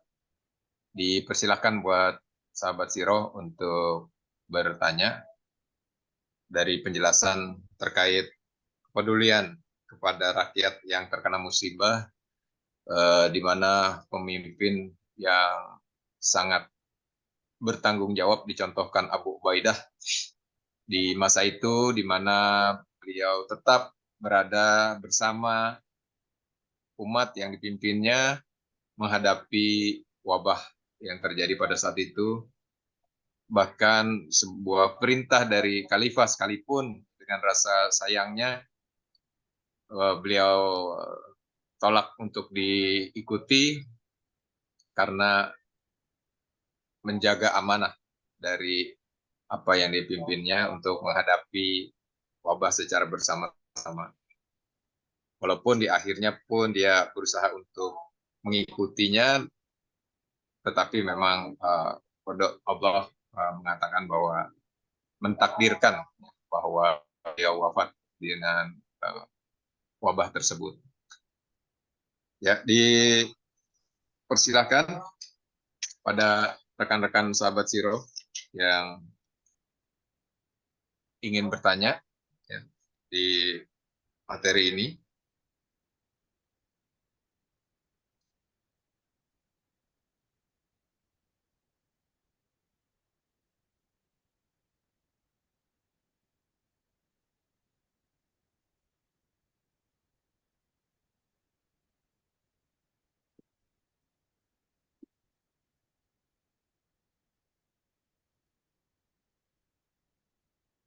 Baik, sepertinya tidak ada, di kolom chat pun belum ada.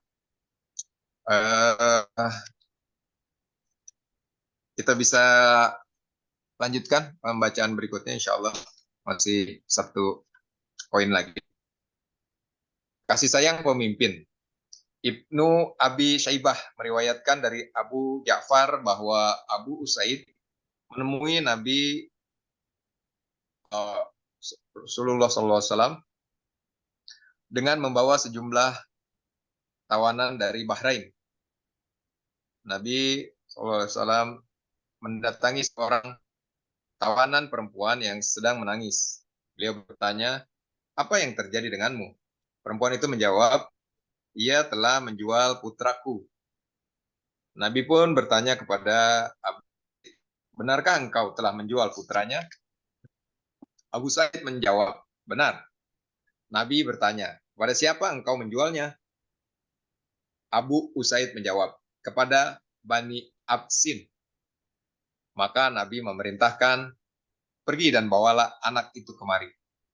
Ibnul Mudzir, Al-Hakim, dan Baihaqi meriwayatkan dari Buraidah, ia menceritakan, waktu itu aku sedang duduk di samping Umar, dan tiba-tiba ia mendengar suara jeritan. Maka Umar memerintahkan, Yarfa, lihat suara apa itu? Yarfa, segera pergi untuk mencari tahu. Sejurus kemudian ia kembali dan melaporkan. Itu tadi suara seorang bocah perempuan di perkampungan Quraisy yang menjerit-jerit karena ibunya akan dijual. Umar memerintahkan, panggilkan aku para sahabat Muhajirin dan Ansor. Tidak lama kemudian, rumah Umar sudah penuh dengan kaum Muhajirin dan Ansor. Umar memuji Allah lalu berkata, Amma ba'du, apakah kalian tahu bahwa salah satu yang dibawa oleh Rasulullah adalah pemutusan silaturahim? Mereka menjawab, tidak, kami tidak tahu. Umar mengatakan, nah memang tidak. Namun hal itu banyak terjadi di antara kalian. Kemudian ia membaca ayat, Fahal asaitum in tawallaitum an tufsidu fil ardi wa tuqatti'u arhamakum. Maka apakah kiranya jika kamu berkuasa, kamu akan membuat kerusakan di muka bumi dan memutuskan hubungan kekeluargaan? Quran Surat Muhammad ayat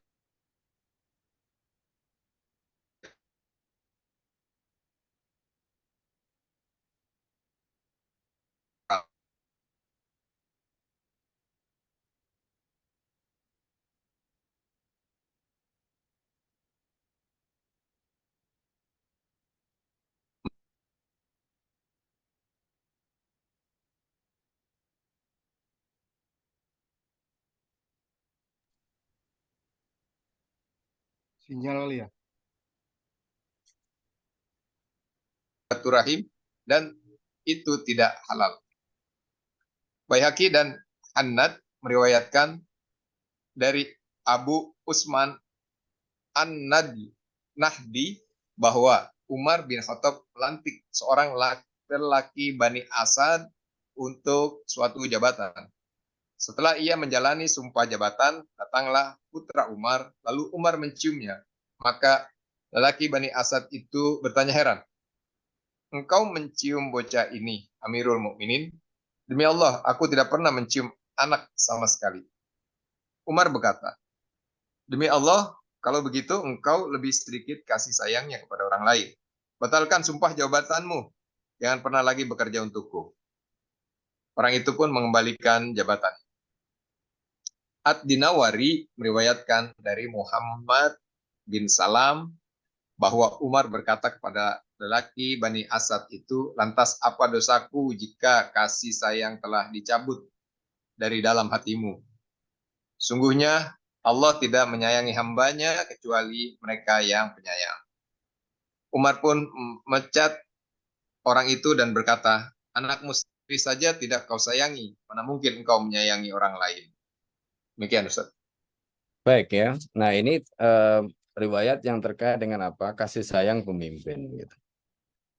Jadi di sini diriwayatkan pertama mulai dari kasus yang dialami ya oleh di sini tadi ada kisah tentang Abu Usaid menemui Nabi dengan membawa jumlah tawanan dari Bahrain. Nah, Nabi SAW memandangi seorang tawanan perempuan yang sedang menangis. Nah, Nabi bertanya, apa yang terjadi denganmu? Perempuan itu menjawab, ia telah menjual putraku. Nah, jadi ini contoh ya. Jadi bagaimana Rasulullah sebagai pemimpin ketika itu Rasulullah menjadi kepala negara dan mendapatkan rampasan perang karena status tawanan itu kan nggak boleh dia sebenarnya dijual gitu. Nah, kalau seperti ini berarti statusnya bukan tawanan sebenarnya. Ya. Jadi ini sebenarnya kurang pas kalau disebut tawanan. Jadi kalau dalam bahasa apa namanya fikihnya itu disebut sabiyah ya atau sabaya gitu. Jadi kalau sabaya itu kalau dalam bahasa Arab itu beda dengan asir atau asro, itu beda. Ya, asir, asro itu beda. Karena status hukum tawanan dengan status sabiyah itu beda. Jadi tawanan itu yang boleh tawan siapa? Yang boleh tawan itu ya prajurit yang ikut perang. Itu tawanan namanya. Tapi kalau perempuan dan anak-anak atau orang tua yang tidak ikut berperang, itu status mereka itu menjadi seperti ghanimah. Karena itu mereka tidak boleh jadikan sebagai tawanan. Nah, dalam kasus perempuan tadi, perempuan itu nangis, kemudian dia ditanya oleh Nabi, kamu kenapa menangis? Karena putraku dijual. Terus Nabi bertanya, ya, apakah benar kamu telah menjual? Ini tanya kepada Abu Usaid.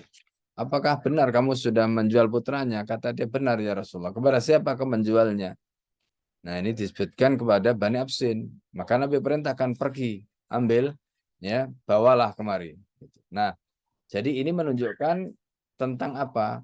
Tentang kasih sayang yang Rasulullah SAW tunjukkan gitu.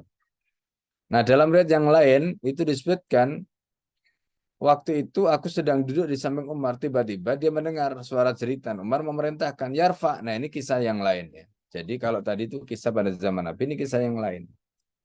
Jadi yarfa ini adalah pembantunya Umar.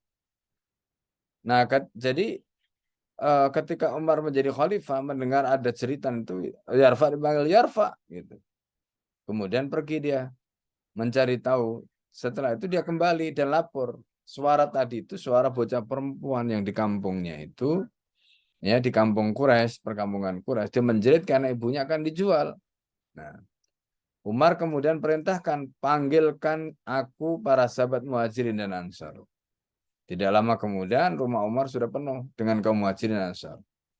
Nah, Umar kemudian mengatakan, amma ba'du, apakah kalian tahu bahwa salah satu yang dibawa oleh Nabi itu adalah pemutusan silaturahim? Gitu. Mereka menjawab, tidak, kami tidak tahu. Umar mengatakan, nah memang tidak. Namun itu banyak terjadi di antara kalian. Ya, seperti disebutkan ya. Kemudian Umar bacakan surat Muhammad ayat 22 ini. Fal asaitum in tawallaitum an tufsidu fil ardi wa tuqatti'una kalimat wa tuqatti'u arhamakum. Ini. Jadi, apakah kiranya jika kamu berkuasa, kamu akan membuat kerusakan di muka bumi? Ini pertanyaannya. Wa tuqatti'u dan kamu memutuskan hubungan kerabatan. Jadi konteks wa tuqatti'u ini kalau dilihat dalam peristiwa tadi itu ya ibu-ibu yang dijual sehingga dia terpisah dari anaknya itu tuqatti'u arhamakum. Gitu. Kemudian Umar melanjutkan, dan pemutusan silaturahim apa yang lebih buruk daripada penjualan ibu dari bocah, anak perempuannya. Padahal Allah telah melapangkan hidup kalian. Gitu. Akhirnya apa? Ya, kalau begitu lakukanlah apa yang baik menurutmu. Ini mereka sampaikan kepada Umar. Maka Umar kemudian instruksikan ke seluruh daerah untuk melarang ya penjualan ibu-ibu sehingga menyebabkan ibu-ibu dan anaknya tadi itu terpisah.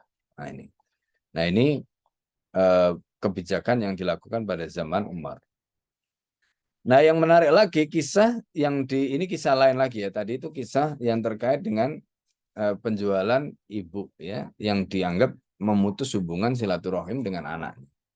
Kisah berikutnya itu adalah kisah tentang lelaki Bani Asad yang sudah ditunjuk oleh Umar menjadi pejabat. Ketika dia jadi di sini lelaki Bani Asad itu melihat Umar ya bagaimana Umar itu ya jadi putra Umar ya lalu Umar itu menciumnya ya ini juga gambaran ya dari sikap. Jadi ketika seorang ayah ya sayang kepada anaknya gitu mencium, memeluk dan sebagainya tadi. Ya itu makanya penting ini ya untuk Bapak Ibu ya kalau punya anak gitu. Pelukan, ciuman itu penting. Anak-anak yang tidak mendapatkan sentuhan orang tuanya itu ikatan emosinya lemah. Jadi kenapa ibu dan anak itu begitu kuat hubungannya itu karena ya di situ ada sentuhan, ibu menyusui ya kan, mandikan dan sebagainya. Nah, ini cerita sedikit ya. Jadi Al-Fakir itu ya ketika anak-anak masih kecil ya kita mandikan sendiri gitu. Ya mulai dari lahir itu kita mandikan sendiri. Ya dan yang gendong ya apa itu sudah biasa. Nah, ini penting ya karena itulah yang diajarkan oleh Nabi, ya, bagaimana Nabi menggendong cucunya, bagaimana Nabi itu mencium putra-putrinya gitu ya. Itu penting. Nah, Umar itu mencontohkan itu karena melihat gurunya Rasulullah. Nah, makanya tadi kata Sayyidina Umar, jadi ketika Umar itu melihat ya cucunya tadi itu seperti itu apa langsung kemudian muncul ya kasih sayangnya, dipeluk, dicium. Nah, laki-laki dari Bani Asad tadi heran, engkau mencium bocah ini, kata Amirul Mukminin. Kata si laki-laki Bani Asad tadi. Demi Allah aku tidak pernah mencium anak-anak sama sekali. Maksudnya anaknya dia kata Umar, demi Allah kalau begitu engkau lebih sedikit kasih sayang kepada orang lain lah. Bayangkan anaknya saja nggak pernah dipeluk, anaknya saya nggak pernah diem, terus bagaimana dia mau menyayangi orang lain? Orang kayak begini nggak pantas jadi pemimpin. Akhirnya langsung dibatalkan itu, padahal dia sudah dapat SK dari Umar bin Khattab. Ya begitu lihat sikapnya begitu langsung dibatalkan. Masya Allah ya sampai begitu. Orang itu pun mengembalikan jabatannya. Ya, Ad-Dinawari itu meriwayatkan dari Muhammad bin Salam, Umar berkata kepada laki Bani Asad itu, lantas apa dosaku? Jika kasih sayang telah dicabut dari dalam hatimu, sesungguhnya Allah tidak menyayangi hambanya kecuali mereka yang penyayang. Ya, nah ini penting ya. Jadi jadilah orang penyayang dan bahkan salah satu sifat dari guru itu ya, yang bisa mendidik para muridnya itu adalah rohimul qalbi, orang yang punya hati yang penyayang. Jadi makanya orang tua yang penyayang kepada anak-anaknya itu biasanya anak-anaknya juga selesai. Gitu. Nah, cuma di sini bagaimana kita memaknai penyayang tadi itu penting gitu. Jadi jangan karena alasan kita sayang lalu kemudian keterlaluan ya sehingga tadi itu overdosis itu. Kayak gula itu kelebihan itu jadi obesitas jadi gula penyakit gula itu enggak bagus itu. Nah, ini juga tidak boleh. Nah, makanya Sayyidina Umar mengatakan anakmu sendiri saja tidak kau sayangi, mana mungkin engkau bisa menyayangi orang lain, ya kan? Nah, jadi ini pelajaran penting ya tentang bagaimana mengangkat seorang pemimpin yang penuh kasih sayang dan seterusnya tadi itu, ya. Nah, dari situ kita bisa melihat bagaimana sikapnya kepada rakyat yang kemudian akan dipimpinnya. Wallahu a'lam bishawab. Baik. Silakan.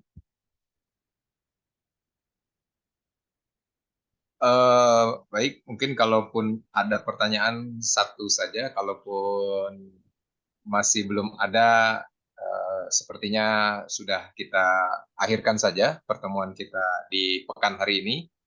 Insya Allah langsung saja Ustadz, tidak ada yang raise hand dan tidak ada pertanyaan di kolom chat. Boleh langsung ditutup dengan doa untuk keberkahan kita semua. Baik, mari kita akhiri majelis kita dengan doa bersama-sama. Semoga Allah Subhanahu wa taala memberikan kepada kita ilmu yang bermanfaat. Ala diniyah wa likunyatin sholihah. Al-Fatihah. A'udzubillahi minasyaitonir rajim. Bismillahirrahmanirrahim. Alhamdulillahirabbil alamin arrahmanir rahim maliki yaumiddin iyyaka na'budu wa iyyaka nasta'in ihdinas siratal mustaqim siratal ladzina an'amta 'alaihim ghairil maghdubi 'alaihim waladdallin. Bismillahirrahmanirrahim. Allahumma shalli wa sallim ala sayyidina Muhammad. Alhamdulillahi rabbil alamin. Hamdan yafi ni'amahu wa kafi mazida ya rabbana lakal hamdu kama yanbaghi li jalalika wal karim wa 'azimi sultanik. Allahumma inna nas'aluka ilman nafi'a wa rizqan halalan thayyiban wa ihsanan mubarakah. Allahumma anfa'na bima 'allamtana wa 'allimna ma yanfa'una wa zidna ilma.